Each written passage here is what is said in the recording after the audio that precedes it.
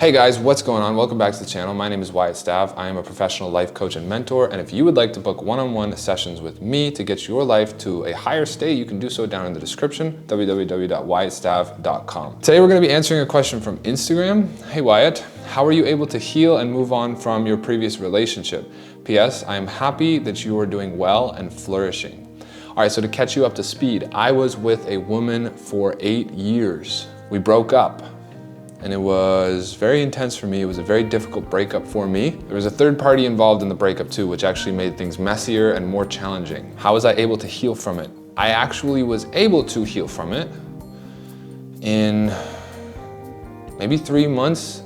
I had sort of moved past it. Maybe 2 months, 3 months, I was able to have moved on from the relationship.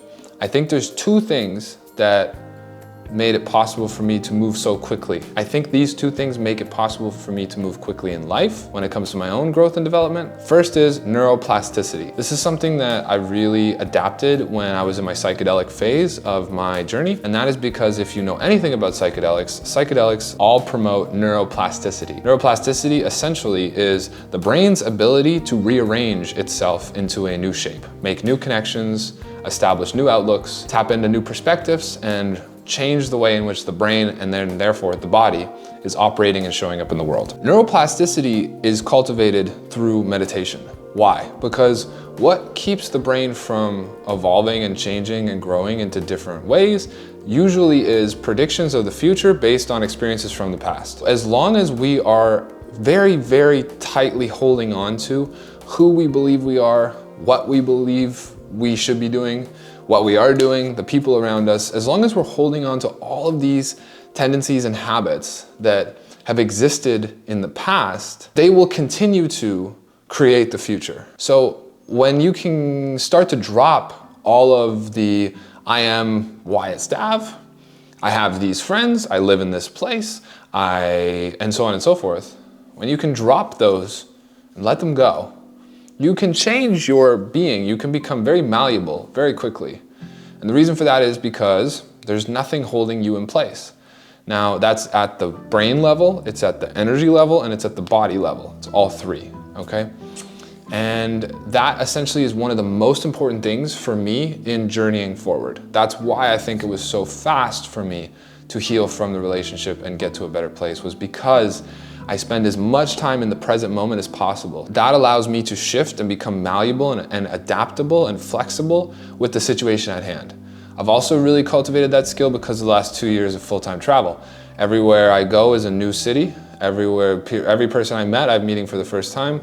Every job I do, like my job is always changing. It has been up until now. Now I'm really focused on growing one specific thing, and that you're seeing in these videos. But up until now, it's been a lot of like, okay, I'm working as a photographer this week. Okay, I'm working as a videographer that week. Okay, now I'm a video editor. Now I'm working construction. Now I'm a musician again. Like all these different hats I'm wearing and just becoming as malleable and flexible with stepping into any of those roles at any time. All right. So the more flexible, the more malleable, the more neuroplasticity, the more elastic we can become in our lives, the more we can handle any challenge, the more we can heal from any trauma. All right. That's number one. So where do you cultivate that? Is through meditation. Just continuously dropping into the present moment and allowing yourself to let go of anything that isn't in the present moment. All right, your job title and all the beliefs you hold about yourself are not in the present moment. If you look around at the present moment, right now there's a dog losing its mind in my present moment. So just come into the present moment, listen to the birds outside. That's what's real, that's what's going on. And then allow yourself to just adapt to the present moment instead of entering everything with where you've been. Instead of creating a reality from what and where I know to be familiar, just drop into the present moment and see where things take you, see where things can grow, instead of always creating based on where you've been or always dropping into the old, same, consistent habits that you've had, okay? Just let those things go. The second most important tool that got me through that difficult part of my life was the ability to just face pain head on.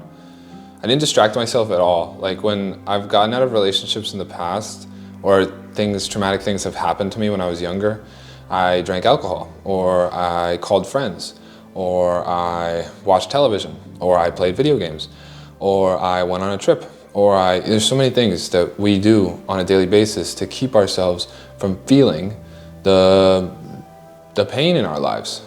And because of the situation I was in, having no one around and nothing to do, and then checking myself into a Buddhist meditation center for 3 months, I was living in relative isolation amongst a community that I had just met, and all the time in the world. A lot of my needs were taken care of too. Like, there was somebody cooking and cleaning at the space.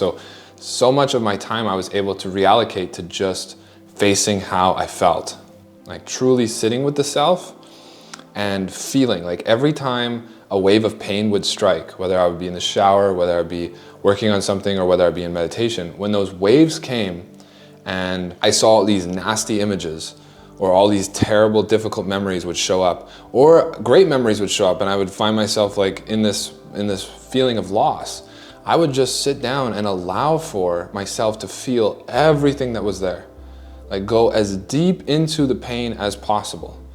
Feel up every last drop of loneliness. Feel up every last drop of betrayal. Feel up every last drop of guilt, or any of the negative emotions that came. Just feel, feel, feel. In that feeling of that difficulty that would overwhelm me, I would heal. I would essentially release it, and it'd be gone, and I would feel it and think about it until the point where the feeling was completely neutral. Like, if I had a memory come back, then I would look at it, and then I would continue to recall the memory over and over and over. Sitting with myself or standing in the shower or wherever it came, just stop and recall the memory over and over and over until it was gone, until it was neutralized. Couldn't feel a thing after. And usually inside of those, like, as tough as it is to do that at times, the greatest lessons present themselves. Like, the most important and valuable life experience will be inside of these real difficulties that I was faced with in my mental state following that tough time of my life. Okay, so that's essentially how. The first is remaining in the present moment so I can become as flexible as possible. Second is remaining in that present moment, and in the flexibility, allowing all of the feelings to arise and truly facing them. Like, one of the toughest things to do, I think, after a breakup is spend time alone. You know, we want to watch movies, we want to eat ice cream, we want to hang out with people to take our mind off things. I did the opposite. I just put my mind on the thing until the thing was gone, and it took me 3 months to get it gone. So that's how I did it. And I think that applies for any trauma in life.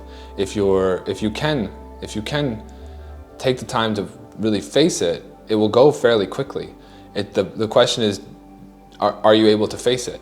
And it doesn't have to be, I don't think it has to be like all face at once. Like, some days if you struggle, if you are going through something and you're struggling to face that thing, then just take a day off and eat some ice cream, and then do your best to come back to facing it as much as you possibly can. Journal about it, write it down, like, just get comfortable with what has happened, and don't practice things that take you away from that. Don't practice things that distract you from what's happened. Because although it may numb the pain, it actually just prolongs the healing. Something like 8-year relationship took me 3 months to get over. Maybe it'll take like 2 years if I had been working a job, and I had been drinking in the evenings, and I had been going out with friends, and I had been playing video games.